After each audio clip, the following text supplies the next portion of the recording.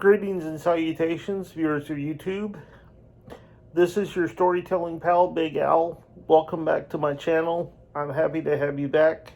Please remember to like, comment, subscribe, hit the bell, all that good jazz. A couple of disclaimers before I get into my stories. I tell these stories and they are kind of sort of true as best I can remember them. And, somewhere along the way, if I have to fudge a fact or two to make it a funnier story, then I'm probably going to do so. Second disclaimer. My comment section is a place where if you have constructive criticism, you can voice that. If you want to just say LOL, I'm happy to get that. If you're laughing, that's the only reason that I'm taking the time to do this, other than just it's fun for me too. And I'm going to keep doing these until I'm bored or until I basically get too busy with other stuff.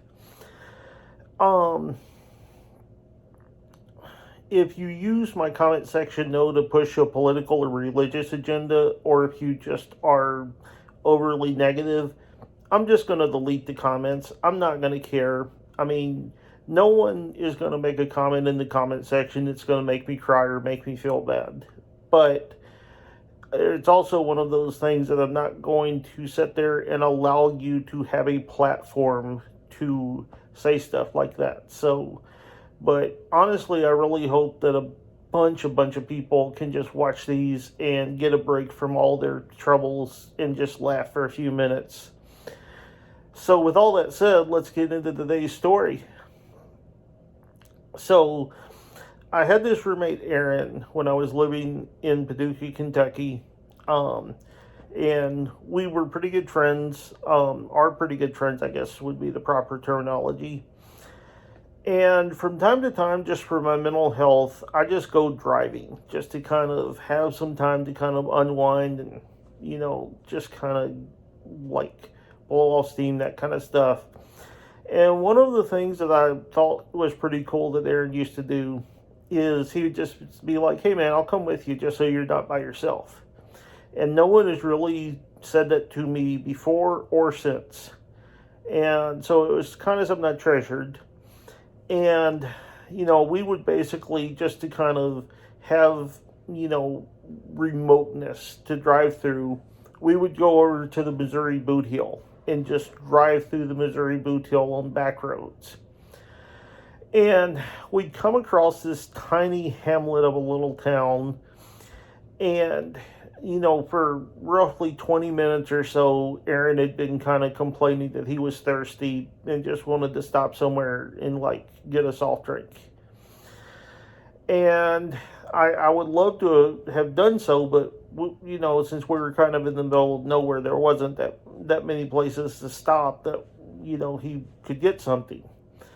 And so we're driving down the main street of this little hamlet. I can't even remember the name of it.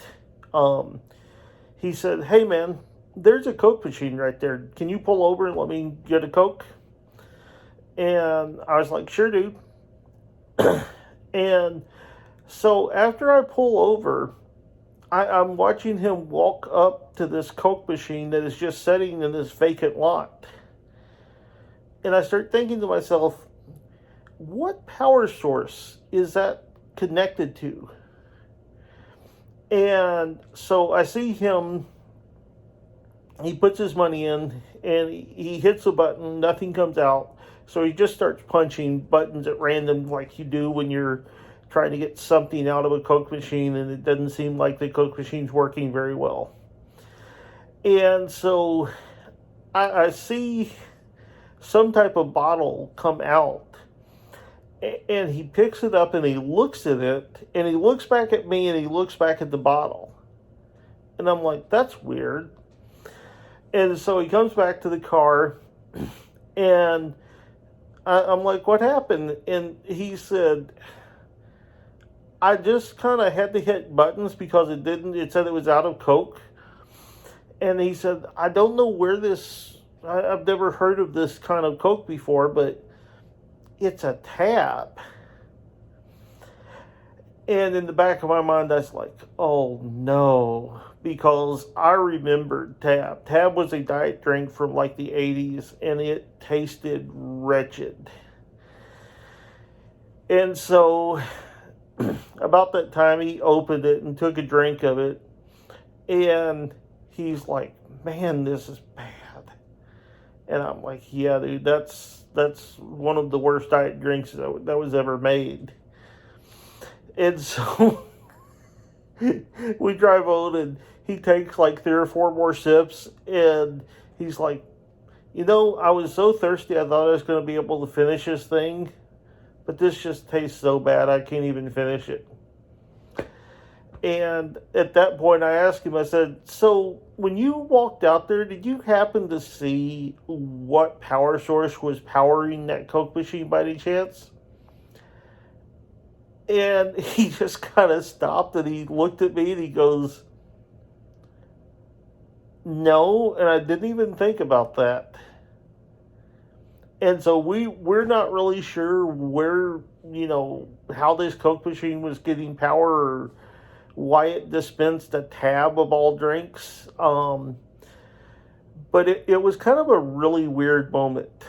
And we're still really not sure how or why it happened. So, a little more obscure than some of my other stories, but I hope y'all got a laugh out of that. Hope you're having a great day, or great night, or great morning, whatever the case may be.